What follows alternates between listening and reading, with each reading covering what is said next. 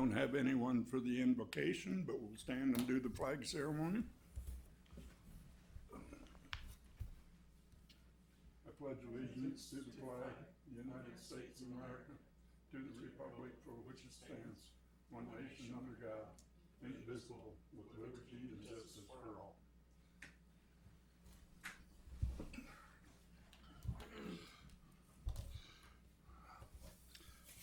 Will the secretary call the roll?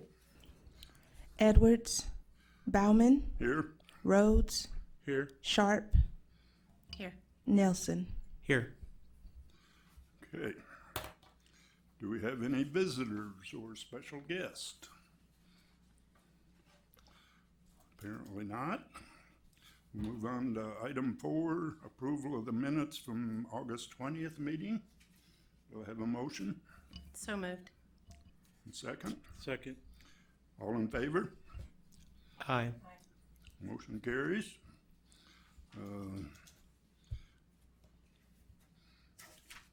That was actually item 6, wasn't it? 7, Parks and Recreation Department report and project updates. Well, as I've said the last several months, it's an exciting time in Parks and Recreation. I think even more so right now, just because we've got 2 big projects going on with our 4 playground project and then also with our master plan starting to kick off as well. So I want to fill you guys in on the details of all of that before we jump into some of the operational information. You should have a packet there for each of the 4 parks that we're putting a playground in. We've got Dickinson, Welch, the Greenbelt, and then Bledsoe Park.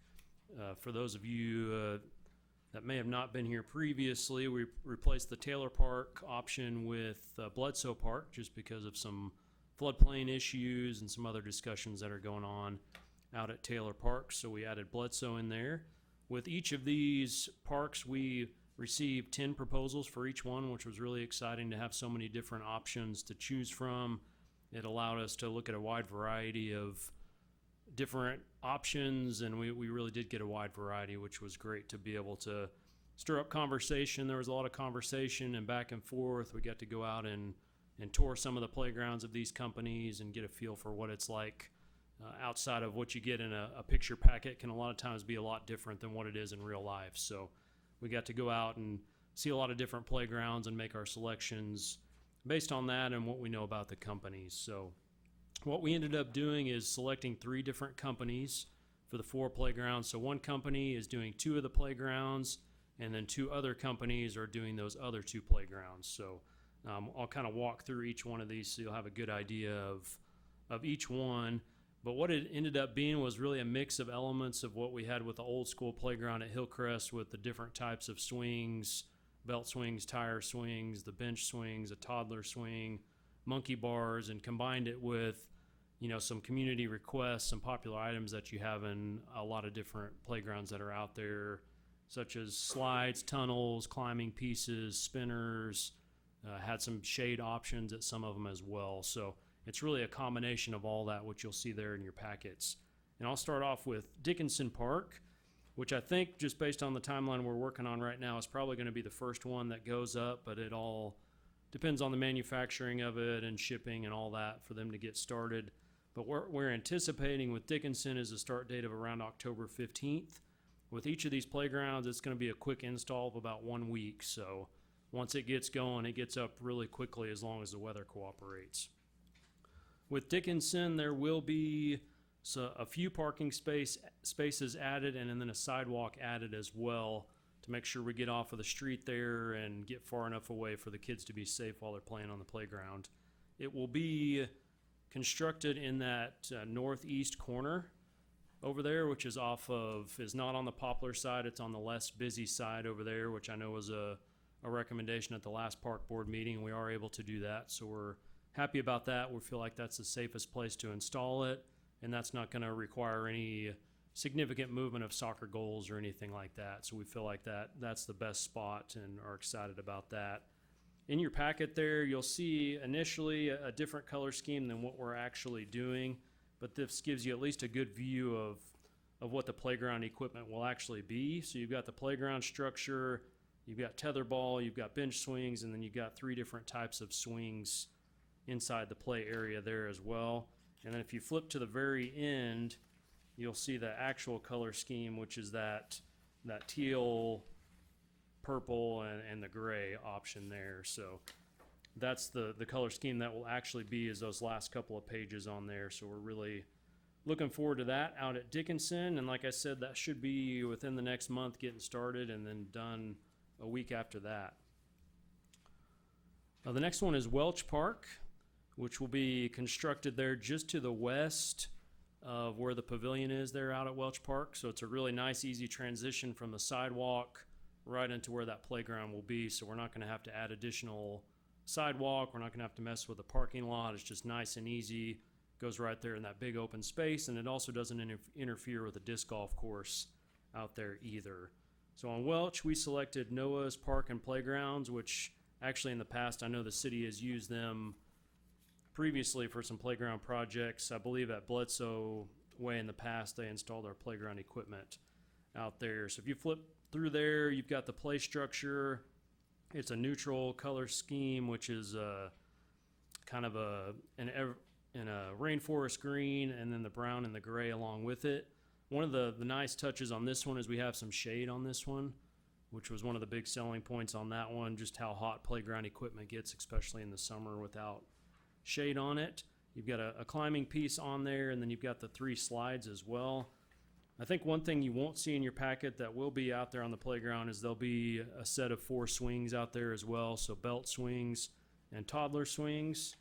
You'll see a spinner there, and then there's also 2 teeter-totters that are going to be installed out there at that playground location as well. And the anticipated date on that is around the 3rd or 4th week of October for the installation of that one. Over to the Greenbelt, this might be the one that is the most exciting to me just because that neighborhood does not have a playground anywhere near where a kid can walk from their house and get over to it. So it's going to be really exciting to be able to add that equipment and enhance the quality of life there in that community. This one we're looking at early November, getting started with the installation there. It's a 1-week install. This location, we're also going to add some parking spots to it as well. If we don't, it's basically street side parking. So we wanted to add a few spots there. We'll also have a sidewalk to get the playground away from the road by 30 feet over there. And so it'll be nice and far away from the road there. And we may have to also install a fence. There's kind of a drainage area that goes through there. So we're probably gonna have to install a fence along that would be the west side over there. If you flip through there, the colors that this printed out on are not what they'll actually be. The second picture that you'll see there is a little bit better, I think, more similar to what we're going to see when we actually get the equipment. And what you won't see in this drawing is there's actually 4 swings that'll be installed with this one as well. So each of the 4 playgrounds has swings installed with it as well. So we're excited to get that going out at the Greenbelt. And then the last one is Bledsoe. So Bledsoe, just so you guys are aware, has a play structure out there. It has 2 swings out there, and it has some drums out there as well. We're not going to be removing any of that equipment. That equipment will stay out there, and what we'll be installing will just enhance what we already have out there. So the way it's designed is to be spaced out still properly based on ASTM guidelines.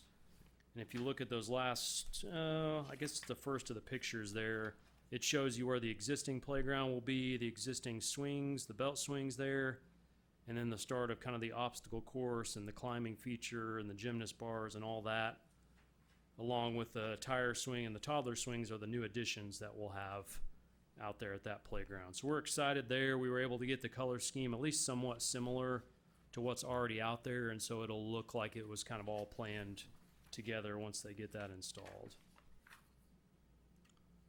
What's exciting about this one, I would say, is this is probably moving forward if we do end up being able to do 4 new playgrounds next year, which is in the plans currently.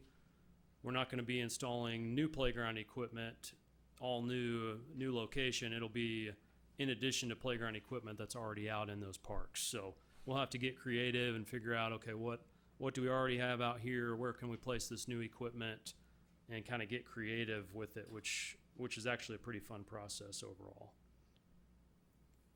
Anybody have any questions on any of the playgrounds that have been selected? Yeah, looking at the Greenbelt option, I noticed a pretty hefty discount. Was that just a city discount? Was that... I believe that is just based on the time of year, because when you get to a certain time of year, all these playground companies are looking to sell their equipment and basically get it out of the warehouse sort of thing. And so a lot of them offer discounts around this time of year, and we were able to take advantage of that. So that was nice. Any other questions?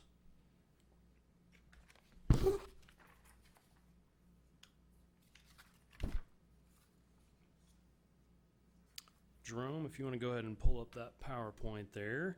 Wanted to show you some progress we've made on our first Art in the Park project that I mentioned to you guys last month, I believe. This is the shed, the red shed behind the YCC over by City Splash Pool there, which is currently red on 3 sides of it now. But we had to get the old siding off of there, put that new plywood on there, and get the correct surfacing for the artist to be able to come in and paint that on the surface that he wanted to do.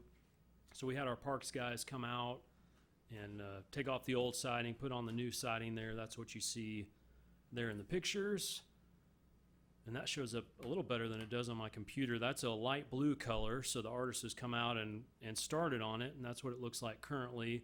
And as he goes through this process, he expects to be finished with this project, which is a dolphin mural, by the end of next week is the approximate timeline there. So it'll tie in, the water component of being down there at City Splash, and then the dolphin swim team that we have down there. It really ties that in there as well. I was wondering if that was... Yeah. I was like, my Yukon Dolphins. Yeah, so we're really excited about that. This is really just the first of what we expect to be many Art in the Park projects. So this is going to hopefully kick it off in the right way. This is our sign at the entrance to City Park. It was actually previously placed at the exit of City Park, which caused people a lot of confusion to think that was the entrance to City Park. So we've moved that sign over to the entrance to City Park. And the main reason I put this up here is because we're going to be looking at adding these signs, these boulder signs throughout the city at our parks. So it's in the works already for Freedom Trail Park and Chisholm Trail Park. We'll have similar signs that look just like that out in the parks. And we want to have some consistency with our signage. Right now, I think probably just about any different park that you go to, you're going to see a different style of sign out there. So this is the new version that we're looking at adding. It'll be kind of a slow process because they are expensive signs, but we're working through those first 3 parks, and then we'll probably make our way through the rest of them from there. So looking forward to that. This is a picture of the Yukon Community Center. You can see kind of the stucco siding there, where it has fallen off in a lot of different places. We had a company come in and repair those spots, not only in what you see in these pictures, but also on the front entrance area to the YCC as well.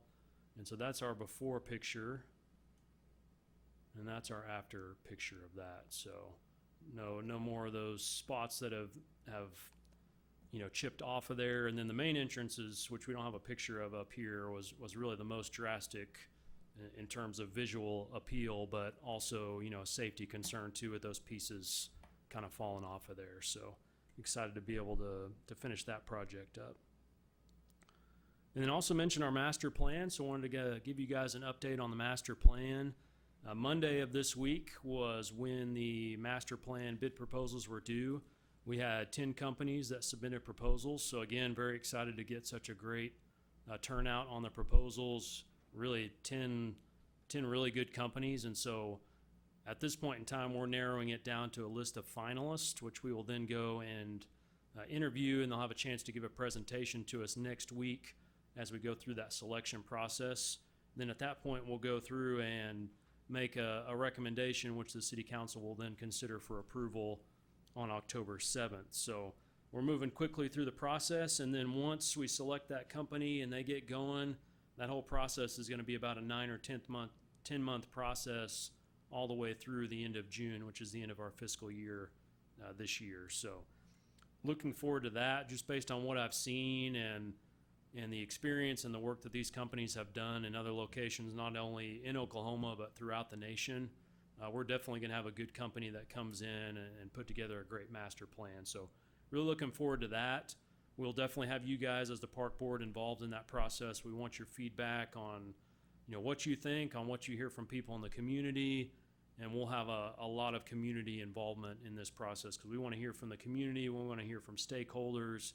We really want to hear what people want in our community so we can move in that direction. So really excited for this. And then by next month, we'll have, at the park board meeting, we'll have a company selected and be able to move forward on that process from there. So really looking forward to that.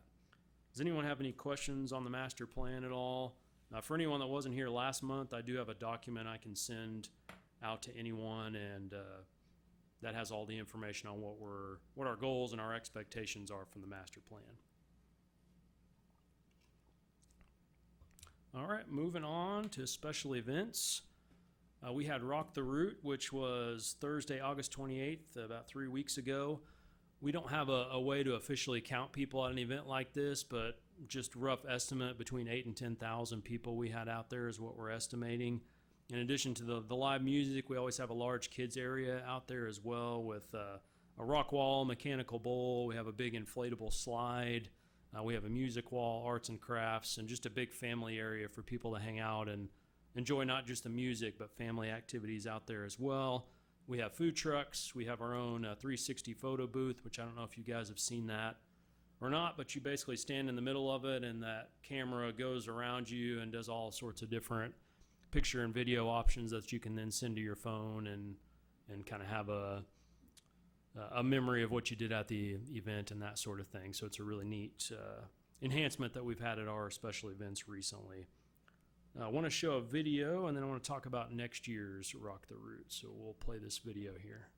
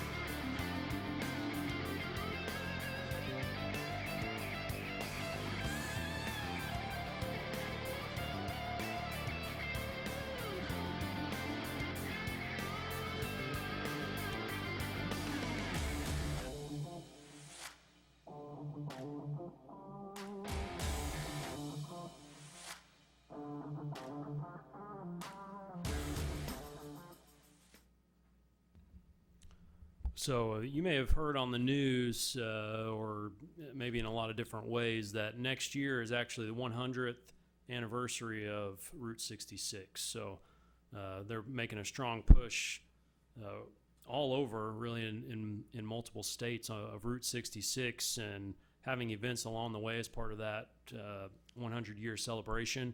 And what we're going to do as our contribution in Yukon is Rock the Route. Obviously, it being on Route 66, we're going to have a bigger and better version of Rock the Route next year. So what that might include is potentially a drone show, with a Route 66 logo on it, maybe a drone, bunch of drones showing a car, maybe a big birthday cake for a 100-year, celebration, that sort of thing. So that's one option. We're looking at bringing out some classic cars, maybe a car show is part of that. And then we're also looking at bringing in even bigger, more name brand bands in for next year's Rock the Route as well. So those are just some initial ideas, but really excited for the possibility of that. And along with next year being the 100th anniversary of Rock the Route, it is also America's 250th birthday. next year. So obviously Freedom Fest, we're going to go bigger and better at Freedom Fest as well. So really excited for both of those next year and what we'll be able to do with those events for next year. Some upcoming events. We have Chisholm Trail Festival, October 18th from 10 to 5 out at Molly Spencer Farm. If you've never been out there, it's a really cool blast from the past to see, how things were way back when, and really neat thing to, I think, take kids to and show them how it used to be, and just a really neat experience overall. We have our Spooky Senior Social at the DRC on October 28th. Pumpkin Harvest Craft Festival is November 1st. And then also at the beginning of November, we have Patriot Project, which I'm sure you guys are all familiar with our partnership with Southwest Covenant and the big park improvement project that we do with them. So we're really looking forward to that, and always appreciate Southwest Covenant for what they do for our park system. Jumping into aquatics, obviously we are out of aquatic season now. Our pools and splash pads are closed down, winterized for the year, so all done until next year. Wanted to let you guys know we did have an increase in attendance at the pools this year by almost 25%. So just over 11,000 is what we had last year. We had over 14,000 people out at the pools this year, so almost a 25% increase. So we're really headed in the right direction, and then we're obviously making facility improvements, and the goal is to continue to improve those numbers. Athletics, so we have a lot going on in athletics. We have our NFL Flag Football League going on right now as well, which you'll see some pictures there on the screen of that out there at Taylor Park on the field that we did a bunch of renovations out there last year. I know the kids are really enjoying their time out there doing that. We have 238 participants in flag football this year, and I'll actually mention a new flag football league we're going to do here in just a few minutes. Fall baseball and t-ball are going on as well right now with our fall season going on, and we also have Spirit League indoor soccer going on at Jackie Cooper Gym. Some upcoming leagues that we have our preschool indoor t-ball league that's coming up. We also have our second year of our Little Dribblers basketball league, which is our really young kids that go over to the Yukon Community Center. It's a once a week program where they have a 30-minute practice and a 30-minute game, just a 1 day a week, 1 hour commitment. And so we're bringing that back again at the YCC again this year. In November, we will have our youth basketball league through the Northwest Basketball Association at Jackie Cooper Gym. So that's always a big league that we partner with 4 other cities on. And then, like I mentioned, we are going to expand our flag football program. With the increased popularity, we want to add another option for that. So we're bringing in an outside organization. Their name is Friday Night Lights. So as the name says, they'll come in on Friday nights and run a spring flag football league for both boys and girls out there at Taylor Park, just like we're doing with the NFL Flag Football League. So we'll touch a little bit more on flag football here in a minute as well. Wanted to mention a partnership that we have going with Yukon Public Schools, and this won't just be for athletics, but since I'm talking about athletics, I thought I'd mention it here. I've met with the new superintendent for Yukon Public Schools, Keith Seiner. He had a great conversation with him about some different things that we can partner on.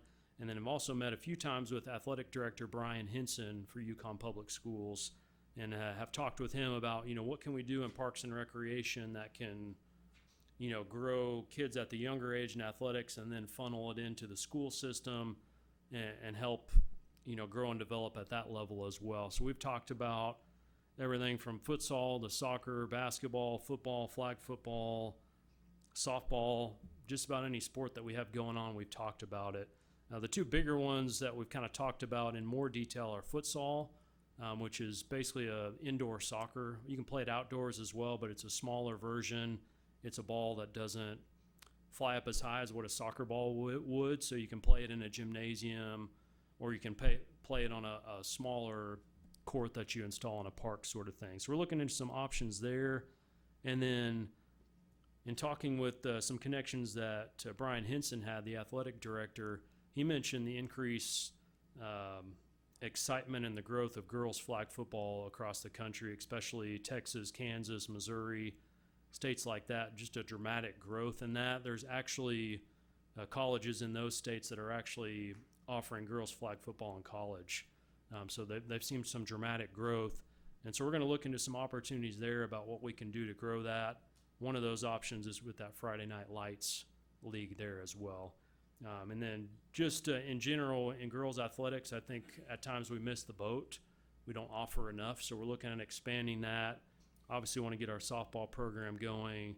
We're looking at some girls basketball programs and then the girls flag football as well. So some different opportunities there that we're looking at, and really appreciate that partnership with Brian and Keith with Yukon Public Schools.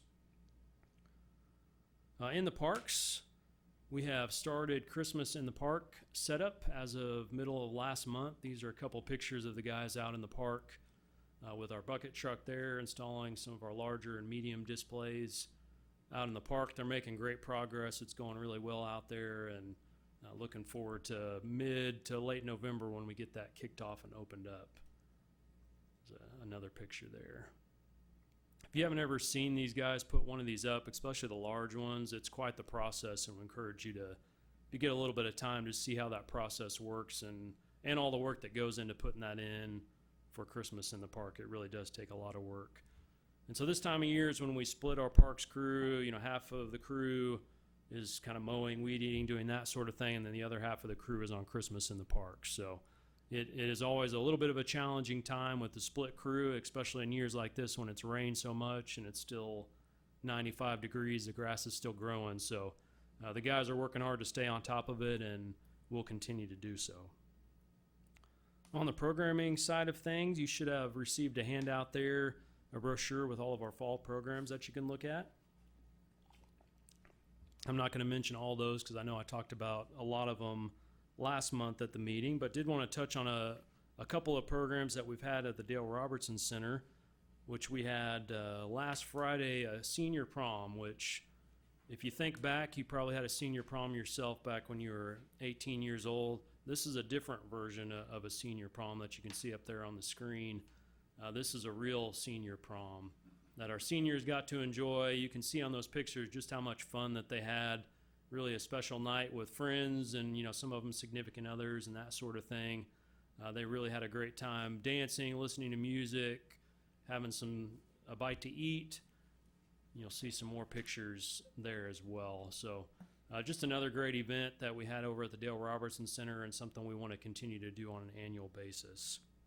Also wanted to touch on the lunch program and just the value of that for our seniors. A lot of our seniors don't always have the opportunity to have a hot meal or enjoy such a good meal like they do over at the DRC, especially for a recommendation of $2 or $3 is not much for us to be able to take care of those needs for them. So that's a great service that we provide to our community, to our seniors, but wanted to also announce that we received the SENA grant again this year, which we're really excited about. We did not receive that grant last year. So 2 years ago, we received it for around $17,000. This year, we received it for just under $25,000. So really excited for that. That helps us to purchase food for our lunch program. It allows us to purchase equipment for the kitchen and the facility. So really excited about that, for that funding opportunity. Shout out to Shelby, our facility manager over there, and Ashley for their hard work on that grant. Really appreciate them for making that happen, and that's funding we wouldn't otherwise have available. So really excited about that. And then the last thing I'll mention is just where you can find Parks and Recreation information. You can go to yukonok.gov/fun and get straight to our website. And then, as I mentioned last month, we have our new Facebook page, which we kicked off.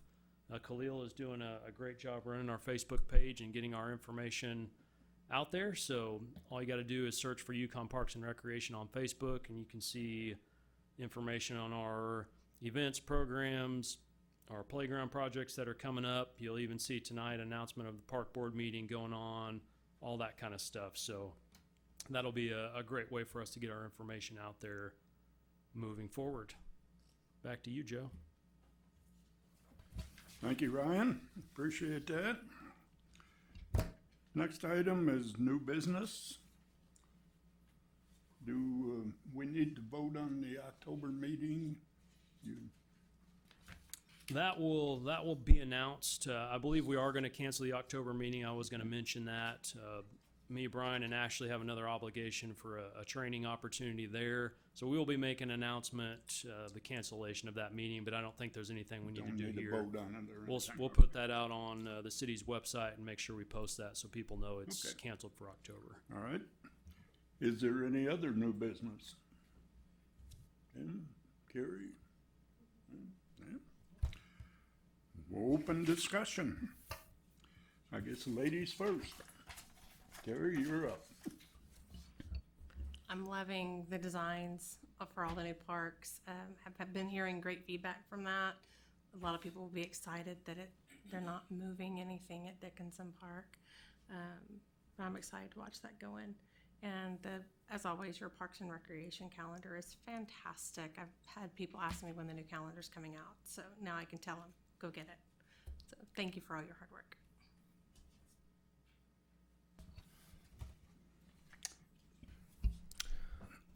As always, appreciate all the hard work that you and the team put in. Really excited to see the new parks get finished, and hopefully we'll see some progress there by the time we have our next meeting, allegedly in November. So, also really excited for the master plan to come to fruition, to continue to build that out, and hopefully by this time next year we'll be well on our way on that. Also really excited, speaking of next year, the anniversary for Route 66. I don't know, it's really exciting, and you only get to do that once, right? And I think I'm really excited to see what y'all put together. So also very heartened to hear about the partnership with Yukon Public Schools. It's very important to partner with different stakeholders in the community, and it's exciting to hear that we're doing that. So kudos, and then as always, looking forward to progress in Christmas in the park. I know I was walking through the neighborhood earlier this month, and people already had Halloween decorations. So I'm not going to give you all a hard time about putting up Christmas decorations. I know it takes a long time, so understandable, but really excited for that. Yeah, I would be remiss in closing out with my usual admonishment: shop Yukon. Thank you. Thank you, Stephen. Tim? Jealous former employee speaking now.